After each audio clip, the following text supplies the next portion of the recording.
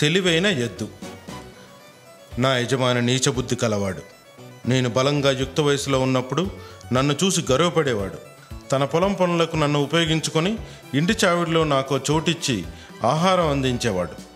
వయసు మళ్ళీ నేను బలహీనంగా కనపడేటప్పటికీ ఇంటి నుండి వెళ్ళగొట్టి క్రూరమృగాలు సంచరించే అడవిలో ఇలా నన్ను వదిలేశాడు. ఏమాత్రం దయలేనివాడు నా యజమాని. నేను ఒక తెలివైన ఎద్దును. నన్ను నేను రక్షించుకోగలను. మొదట నేను ఉండడానికి అనువైన స్థలం వెతుకుతాను. ఈ స్థలం బాగుంది.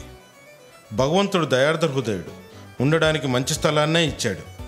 బోలెడంత పచ్చిగడ్డి దొరికే ఈ ప్రదేశాన్ని ఇచ్చాడు. ఆహా, ఈ జీవితం ఎంత బాగుంది. భగవంతుడు నన్ను ఇలా కాపాడినట్లయితే నాకు ఇక ఏ హాని జరగదు. నా యజమాని అడవిలోని క్రూరమృగాల చేతిలో చావడానికి నన్ను ఇక్కడ వదిలేశాడు. అయినా నేను బలంగా ఉండడమే కాదు, ఆరోగ్యంగా కూడా ఉన్నాను. ఏంటది? సింహమే కదా? అది ఇక్కడికే వస్తున్నట్టుంది. నేను తొందరపడాల్సిన సమయం. ఇప్పుడు నా తెలివిని ఉపయోగించాలి, లేదంటే నేను ఈరోజు సింహానికి ఆహారం అయిపోతాను. ఆహా, ఎంత బలిష్టమైన ఎద్దు! ఈవేళ మంచి ఆహారం దొరకబోతుంది. వింటున్నావా? తయారుగా ఉండు. ఈరోజు నీకు మన పిల్లలకు మంచి ఆహారం లభించబోతోంది. ఓ సింహం ఈ దారి గుండా వస్తుంది. ఆగాగు, నిశ్శబ్దంగా ఉండు, లేదంటే సింహం పారిపోవచ్చు. హే, నేను వింటున్నది నిజమేనా? ఈ ఎద్దు ఏం మాట్లాడుతుంది? నన్ను చంపి తినబోతుందా? వింటున్నావుగా, సింహం చాలా దగ్గరగా వచ్చేసింది.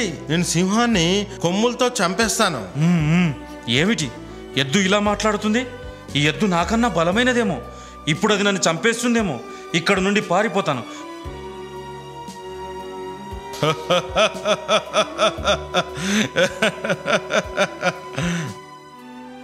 క్షమించు నక్క మిత్రమా.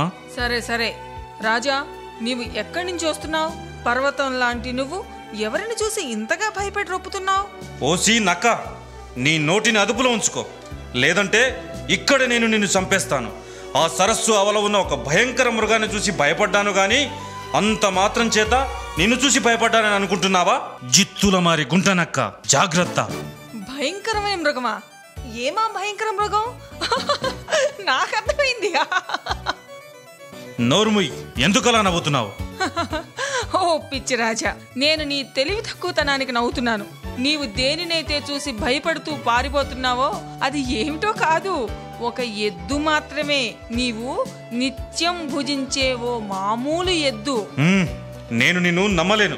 నీవు నన్ను నమ్మలేకపోతే నా వెంటరా, అసలు విషయాన్ని నీకు చూపెడతాను. లేదు, నేను అక్కడికి మాత్రం రాలేను. అయితే మహారాజా, నువ్వు ఎందుకో బాగా భయపడినట్టున్నావు. నా తోకతో నీ తోకను ముడివేసుకుని వెళ్దాం. నేను ముందు నడుస్తాను, నా వెనకాల నువ్వురా. నీవేమీ భయపడద్దు. ఒకవేళ ఆ జంతువు దాడి చేస్తే ముందుండి నేను ఎదుర్కొంటాను, సరేనా?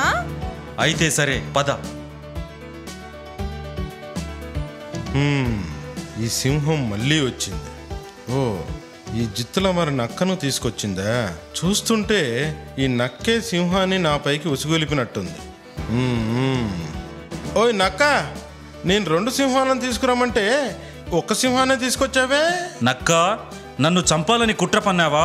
లేదు రాజా, మీరు ఎద్దు మాటలు నమ్మకండి. ఓయ్ నక్క బావా, ఈ బక్క చిక్కిన ఒకే ఒక సింహాన్ని నేనేం చేసుకోను?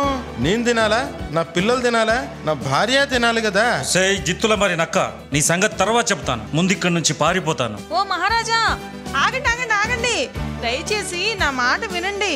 వెళ్ళొద్దు, ఎద్దు మాటలు నమ్మద్దు.